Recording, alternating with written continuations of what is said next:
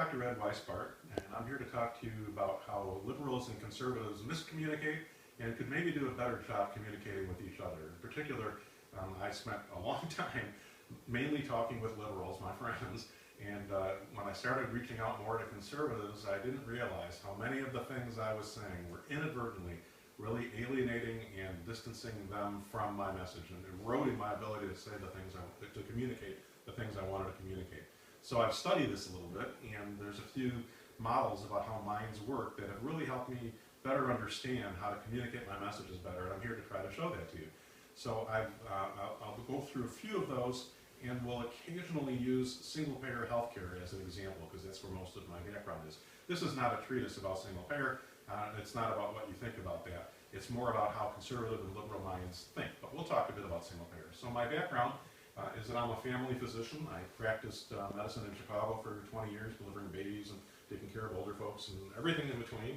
And then I moved to St. Louis in 2003 and began volunteering at safety net clinics in St. Louis and elsewhere around the country. So I do that at least once a week. I moved to St. Louis in 2003 to become Chief Medical Officer at Express Scripts, a now Fortune 50 company that manages the pharmacy benefit for lots of Americans. And I learned a lot about business from working there and retired from that in 2010. A couple of years later, I got very active in this organization, Physicians for a National Health Program. This is a group, a national group started in 1987, now reaches about 20,000, more than 20,000 members.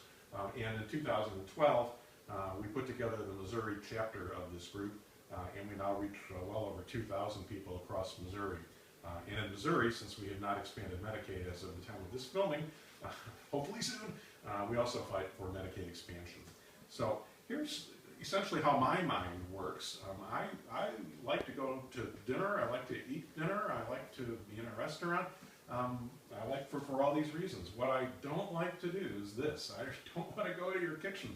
I don't want to hear all the details. I don't want to hear the background. That's me. Other people are the exact opposite way. So let's go to the example we're going to talk about, single-payer healthcare. A little primer about single-payer healthcare, a tiny bit, and for a very specific reason. So here's all of us, so to speak, and there's all the stuff we want. We want to go to the doctor, we want to go to the hospital at times, we want to get prescription medications, and in between the two of these things, between us and all these services, is the money, right? So how does the money get managed today? Today it gets managed by a lot of different organizations. The United States government, of course, pays for some of the healthcare. We pay the government through our taxes. The government pays doctors, hospitals, and such. So the United States government is one of the payers for the U.S., for the military, for the post office, and for lots of other groups. The United States government is one of the many payers. States, and our state, Missouri, is one of the payers. State employees, universities, cities are one of the payers. We have city employees who get health care paid for by the city and because of their hard work. Various universities, all of these groups.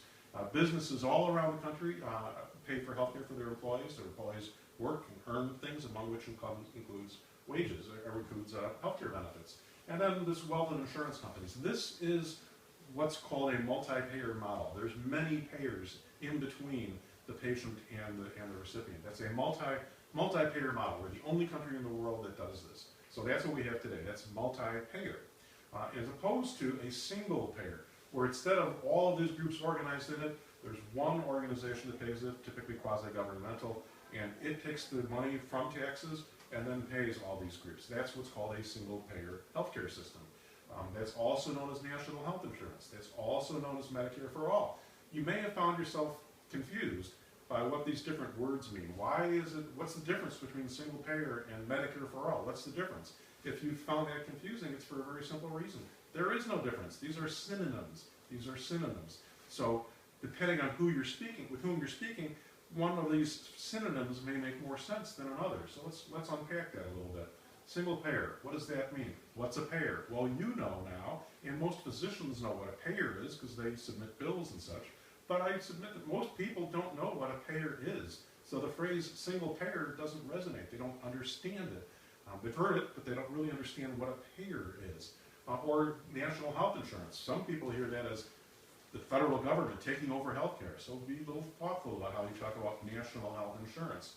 Or Medicare for all. most seniors love Medicare, but there's some folks out there who just really are focused on the faults with Medicare. And so Medicare for All really is improved Medicare for All, but be careful about the choices of words. The choices of words really matters. The choices of words really matters. Here's an interesting survey done in 2008, right after President Obama was elected president.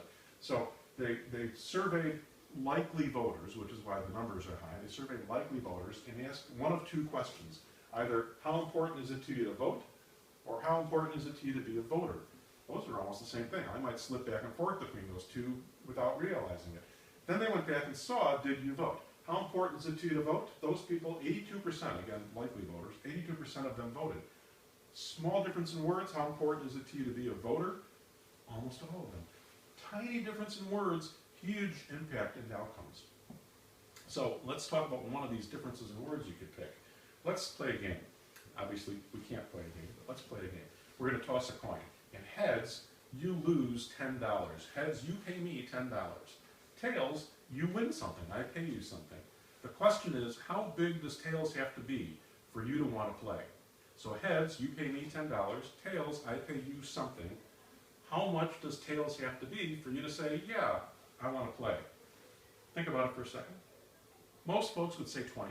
The most common answer is $20, because losing what you have is much more meaningful to most of us than possibly gaining something that you don't really believe in. Losses count double gains in general.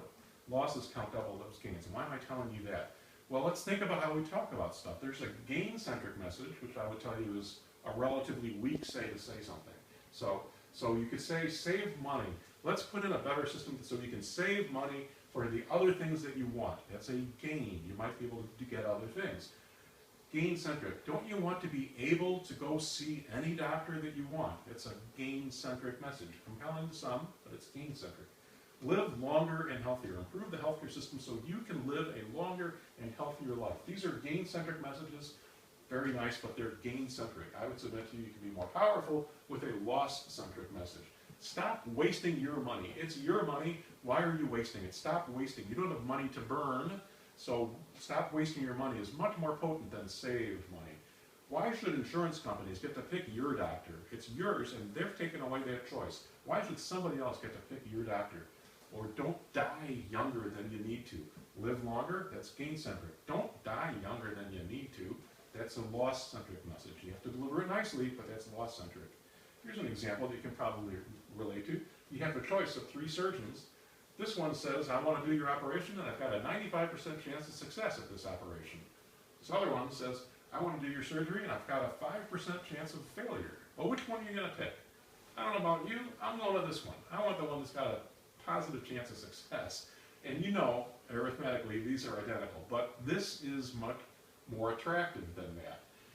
Actually, that's what's called loss aversion. We don't like that. But sadly, we usually don't have any idea what the outcomes are. Let me tell you one of the models of how brains work. This is from a psychologist, Manny Elkin. He calls it the whole brain model. And he says we all have one of 4 comfort zones. One of 4 comfort zones. And some of us, of course, have all 4 of these, but to divide it up into 4 major groups.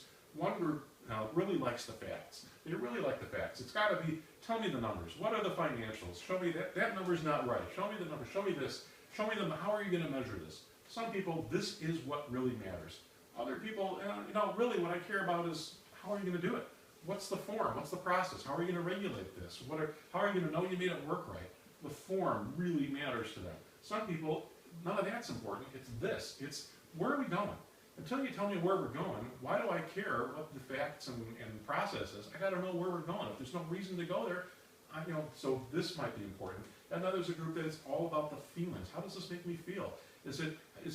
Who are you talking about? I need the face of a person. Tell me a real person that you're talking about. I get this nice theory, but tell me a real story, an anecdote, a person. Put a face on this. So we all have some of each of these, of course, but some of us are much more in one quadrant than in the others. The point is that you need to know to whom you're speaking when you're trying to be compelling. It's very easy to have a comfort zone of your own and only speak to the comfort zone that you're in, but you need to do more than that. You need to get outside of your comfort zone and try to use the kind of argument that somebody other than yourself might find important. So there's that. Find the common ground. There's things that we say that we don't realize are so off-putting. And here's one of my favorites. Healthcare is a human right. It resonates great with me, but I'm a professed liberal. Well, healthcare is a human right. Makes a lot of sense.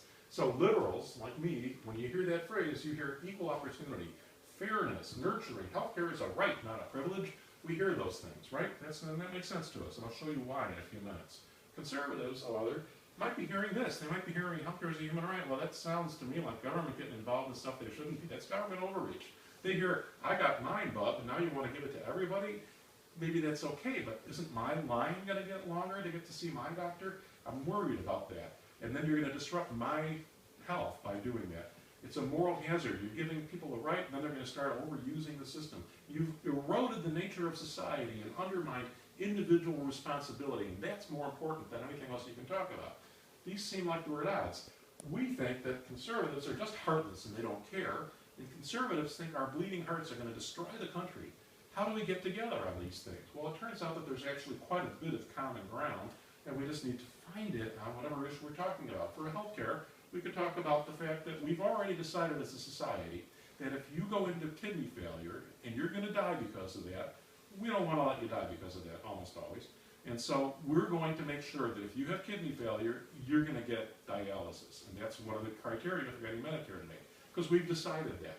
So if we're going to pay for dialysis at about $75,000 a year, that's fine, we should do that, but I would rather pay $35 for a bottle of insulin every month to keep you from dialysis for a while, to keep that. Even if we just push it off by a few years, we're saving money by doing that. It's more prudent. If you're willing to walk away from the person and let them die, I can't help you. I can't get through to you. We'll talk about that in just a moment, who that is. Some do that. But most people, no.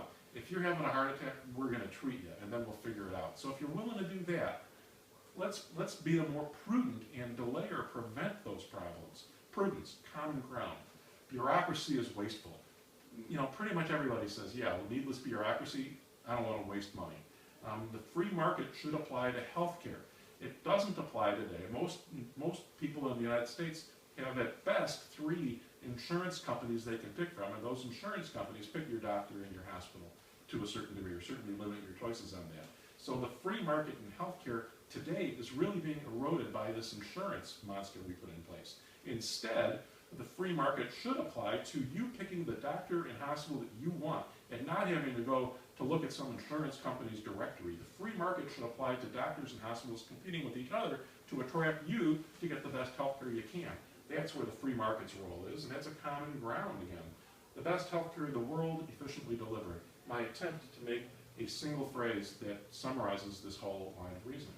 So, if you don't know George Lakoff, shame on you. You need to know George Lakoff. He's the foundational research in a book called Moral Politics. He's a neurolinguist from Stanford. And he said, very interesting thing, he said that conservatives value these kinds of things. I spent most of my life struggling with this. These things seemed somewhat inconsistent to me, and I struggled to understand how somebody could have these priorities all at the same time. I didn't understand that. And that liberals value these things. And he said that independents are often thought of as being uninformed or having no real opinion about stuff. So 3 groups. Now what he says is that this group, and the most extreme form, is what he calls a strict father model, a strict father, in his terms. So he says it's very hierarchical, that the most arch conservatives, the most extreme conservatives think of a hierarchy of God, man, woman, child, plant, animal, plant, rock. So that there's this hierarchy that's natural law, and that it's morally driven, and that if we as a society make decisions that undermine that hierarchy, we are damaging our moral value as a country and leading essentially to societal collapse. So this is what this group thinks. He calls that the strict father. He also calls this the nurturing mother. And this is the core value of fairness and equality, that civilization is interdependent, that we don't know where the next Beethoven or Mozart's going to come from. So we need to make sure that whoever that is gets a level playing field. And he doesn't say that these people have no opinion. He says that they're biconceptual. that they have this frame in their head and they have this frame in their head, that they have both of these frames in their head. It's not that they don't have an opinion, it's that they actually are carrying all of these opinions at the same time. So the important thing is that learning something requires this frame to be active. If you don't have the frame active in your head, if you don't have the frame active, you're not going to hear information or narratives that are designed to apply to that frame. So the important part is that only 20% of people have isolated this as the only way they think, and only 20% of people have this as the only way they think. Most people, more than half, have both frames in their head at the same time. Most people are both strict father. They get the hierarchy. Or to some degree, some version of that, and they believe in authority, but they also believe in this sense of a level playing field. And the key is that if you're talking to this person, and you figure out that it's this person, give up, walk away. You're not going to persuade this person. But most people you're going to talk to are this group. So your challenge, your task, is to try to activate this part of their brain early in the discussion. Think of something that makes them want to nurture. Talk about their mother, ask them about their grandparents, ask them about their kids. Something that makes them want to nurture. No frame, no learning, so activate the frame that's going to work to you. So there's that. This is a little more recent research. Jonathan Haidt, spectacular book. He did a survey of 132,000 Americans, probably more by the time you're watching this, 132,000 Americans online, and he identified what he called 5 core moral values, 5 core moral values, and he scores individuals how much this value is important to you, or maybe you reject this value. He scores 130,000 people, and at the same time, he has assessed their political standing. Are you conservative? Are you liberal? Where do you stand along that spectrum? And he compares these things. And it's very interesting. So here we have very liberals tend to strongly endorse this first of the 5 moral values. They tend to strongly endorse fairness. That's really important to liberals. So reciprocal altruism. I'm doing good for you because I know you're going to do good for me if we keep this society going. That's reciprocal altruism. I believe in justice and fairness. That's the core value of fairness, and we on the left tend to really value this. We also tend to really value caring, doing no harm, understanding each other, being gentle, kindness, nurturing. These are our 2 biggest, most important endorsed moral values. But there are other moral values. Loyalty, patriotism, one for all for one, especially to your community. What is your community? How big is your community? That's a question. But loyalty is another important value, not as important as these other values are to the very liberal. So, and then authority, deference to leadership, respect for traditions, perhaps faith-based approaches. Again, not as strong on this side.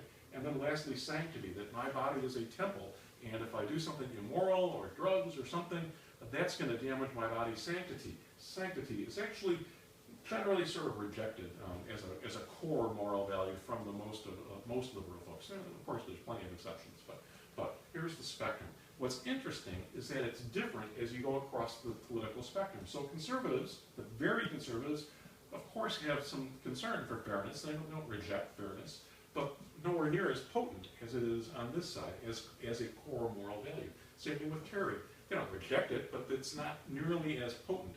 These other values, however, are much higher on that side. So if you're over here, you're not making these arguments very often, and you're seeing these folks, and you're thinking, well, you don't really care. You're a cold-hearted, dispassionate person. How can you not care? Look at this. How can you not care?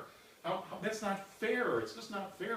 Why doesn't fairness matter? It does matter, but they've got these other things that also matter. And if you're over there, looking over here, you're seeing this, the, quote, bleeding heart liberals, but you're not seeing any of this, and so you're rejecting. The point is, both sides have a strong moral foundation. And we tend to want to say to the other side, you just don't have any more. Where's your morals? How can you not? Don't be moralistic. Every person typically has a really strong set of morals. It just may not match up in priorities with yours. So there's that. How do you handle objections? You don't want to do this. You really don't want to do this. So this is not about good versus evil. You can get to the middle ground by either saying yes and, or you can get to the middle ground by saying no. This will tend to build consensus. This will tend to make somebody defensive. So you don't want to do that very much. You've got to get to the same place. You can get there by saying yes, and, or by saying no, but, no, you want to go this way. So what is a no but? I hear you, but let me tell you the facts. You know, all of these kinds of, here's why you're wrong. These are the things that make the person you're talking to defensive. They're not going to agree with you. You put them in a corner. Other things don't paint people in corners. Help me understand. That's help me. That doesn't alienate as much. You know, you're right. And you could probably find something about what they're saying that you actually do think. You know, you're right about such and such. And that makes me think that, or what do you think about this part of what I'm saying? Again, I'm trying to get to the same ideas. So, a former FBI hostage negotiator, Gary Nestor, sort of made this point where he said, be humble. It'll not only make sense from what I just showed you, about not having the moral high ground, but also it's a good strategy. It's a good strategy. Now I'll just read this. The sincere and genuine demonstration of your interest and understanding of the other person's point of view is far more important than your ability to provide a quick answer. We tend to do that, right? We tend to hear a problem and jump to here's our solution. But really spend the time and listen to what it is the other person is saying. And you might actually learn something. This is perhaps another person who has a point of view on this, Jimmy Hoffa. I don't know how that worked out for him, but he said almost the same thing. He said the toes you step on today just might be connected to the butt you want to kiss tomorrow. So anyway, imagine that you've got to try to condense all the things I just said and all the issues that you're thinking about your political cause into 15 seconds, because you get on an elevator and lo and behold, this guy's there. And he says to you, hey, what are you thinking? So you've got to try to figure out how to condense your message out of the paragraphs and paragraphs that we like to ramble on about down to just a few seconds. So I'm going to give you an example of doing that in national health insurance, single payer. Here's one way to phrase it. I've already told you this. This is one way that I think doesn't alienate the people with whom you're trying to argue with. And that means these four things. No, cover everybody, no co-pays, stabilize the nation's costs, and see any doctor. These are sort of four key talking points thanks to Joe Sparks for summarizing it like this. So what does that mean? Cover everybody. Liberals would say, everybody in, nobody out. We've kind of alluded to this before. That taps fairness. Everybody in, nobody out. Resonates with me. But it doesn't resonate with everybody, as I think I've already explained. Healthcare is a human right. Again, tapping fairness. We'll live longer. Now, that's not a loss aversion framing that you already understand, but we'll live longer. That's caring. It's caring about things. Children, if your parents get sick, the children get sick, are in just as big trouble. So we need to provide health care for parents. Again, caring and fairness are two core values on the far left. Conservative messages would be sanctity. We should not die younger than we have to. We should not die younger than we have to because of our sanctity value. That's tapping into sanctity. All communities need health care. Your community, my community, all communities need health care. But the goal, of course, is to try to broaden community out to the whole country, or even broader. But all communities, focus on communities needing this to try to get loyalty. We tend to be loyal to our communities. And faith-based leaders are often strong advocates for access to health care and often have opinions that align with what you're trying to say. So think of a specific priest or a rabbi or whomever you're thinking of, or the president or some political leader or someone. Think of an authority who's on your side on this topic and try to tap into authority. That's cover everybody from a liberal versus a conservative point of view. How about no co-pays or deductibles? Liberals would say, you know, nobody should have to pick between paying the rent and getting their drugs. You shouldn't, or their medications. You shouldn't have to get evicted or nobody should have to make this terrible Sophie's choice. And that's because we have care as a core value. Your wealth shouldn't determine your health. It's just not fair that poorer folks don't have access to good, high-quality health care like everybody else. Your wealth should not determine your health. Well, that's a liberal core value of fairness. Conservatives might say, nobody should get sick because they can't afford to pay for care. Nobody should get sick. Focus on the sanctity, how preventable illness is a violation of the sanctity moral precept. Every American should be able to get health care. Loyalty, tapping again into loyalty. Every American should be able to. So, stabilize the nation's costs. Liberals here wasting money for health care makes it harder to fund other important social programs. By squandering 31% of our health care dollar, as we do on the administration of health insurance, we erode our ability to pay for schools and keep the bridges up and running and all these things that we think are important we're eroding that because we have care as a core value. And we love to rail about how much money healthcare CEOs are making. Healthcare CEOs, they're grossly overpaid. We love to rail about this because we think that's unfair. We think it's unfair that somebody should be making so much money off of that. Again, fairness is one of our core values. Not as strong over there, as you saw. They certainly value fairness, but not in the same way. They might say, draining business resources through excessive insurance administration weakens our nation. Our nation is being undermined, less able to compete globally because we're just squandering so much money on the administration of healthcare. Again, tapping into the loyalty value. Be good stewards for our precious resources. Our resources, we need sanctity about that. Don't waste things. Or the last one, see any doctors. Liberals would say, insurance companies profit by limiting my choices, and that's not fair. It's not fair that they should be able to do that. Nobody should be able to tell me whom I can and can't see. You can't tell me that I can't go to that doctor, Mr. Insurance Company, because I reject your authority. We saw that on the extreme, liberals tend to reject this kind of authority. Conservatives might say, I need control over my own choice of physician because the sanctity issue. I need to protect my holy temple of my body. I need to have control over my choice of physician. Insurance companies should not contradict what my doctor says. Authority. So our talking points, I showed you, we try to summarize it into one phrase so you can get that 15-second bit in. Try to have the isolated elements of what you think build your case. The last thing I would close you with is that I think we're actually at the moment that Winston Churchill was talking about. Winston Churchill once said, you can always count on Americans to do the right thing after they've tried everything else. We are at that moment in many of our issues. I'm Dr. Ed Weisberg, and I hope this has helped. Thanks.